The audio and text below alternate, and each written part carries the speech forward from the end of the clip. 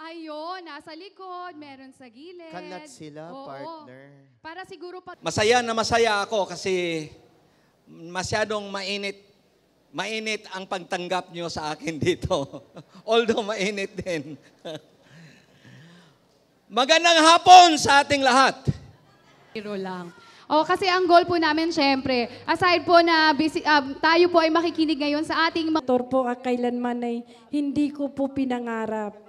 Dahil alam ko po magasto, makapagod. Ngunit, ang tadhana po, bihira lang po itong pagkakataon na ang isang ordinaryong babae ay may sama sa pinakamalakas, pinakamalawak na party, ang Liberal Party at Daang Matuwid Coalition.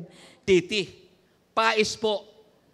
Kung malilimutan nyo, tandaan na nyo ho yung isda nga pais. Dali sagutin. Sapagkat tayong lahat naniniwala, importante na tayo'y magtagumpay at isulong pa ang Sambalenyo, ang progress dito sa ating minamahal na dakilang lalawigan ng Zambales. Kaya palakpakan nyo po ang bawat isa na naririto.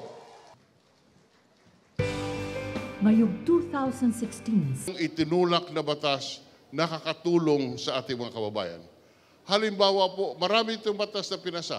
Yung mga Dual Citizenship Act, yung nagiging basihan ng isang kandidatong pagkapresidente na siya daw po ay Pilipino. Dahilan sa Dual Citizenship Act, si Senator Drilon po ang gumawa ng batas. Maraming salamat po. Sila po ay naririto upang magpahayag ng kanilang mga plataforma at mga programa na isusulong kung sila na ang mamumuno sa ating pamahalaan. Hayaan nyo pong iyak na. Ganon din po ako. Alam ko po na yung 3 kong anak sa akin huhugot ng lakas. Pero napakahirap po nung tanggapin. Dahil nung panahon po ng aksidente, 1 buwan pa lang po. mga pangailangan sa livelihood. Ayan. Sa inyong lahat. Nakita ko ang husay ng kanyang liderato. Nakita ko ang kanyang commitment para sa maayos at matuwid na pamamahala. Walang iba po kung hindi punong lalawigan. June. Po ay magkaroon tayo ng pinuno na tutugunan po ang ating kan po natin His Excellency President Benigno Aquino III. Kasama po ang ating former DILG Secretary Mar Rojas and Congresswoman Leni Robredo.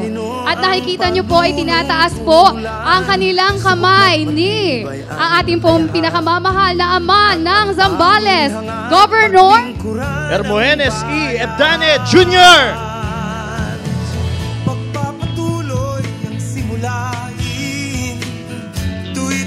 Kasama rin po natin, syempre, ang ating pong mga senatoriables na nagpakilala po sa atin kanina. Ayan, pero bago po natin sila muling tawagin, ayan po sa inyong harapan, ang President of the Philippines, His Excellency Benigno Aquino III, kasama ang ating gobernador, ang former DILG Secretary Mar Rojas and Congresswoman Leni Robredo.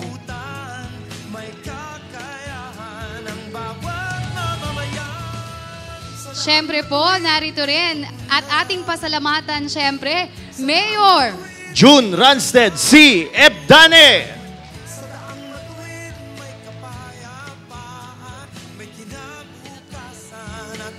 Kasama pa rin po natin ang ating mga senatoriables, Ina Ambulunto. Ayan. At syempre, nandito rin po si Mr. Co-op, Chris Paez. Tayo ay pamunuan ng mga abusado sa kapangyarihan. Huwag nang dulutan tayo ay pagarian ng gusto-gusto ko ang ating kasalanan. Maraming salamat po sa inyong lahat. Yes po. Maraming salamat sa lahat po ng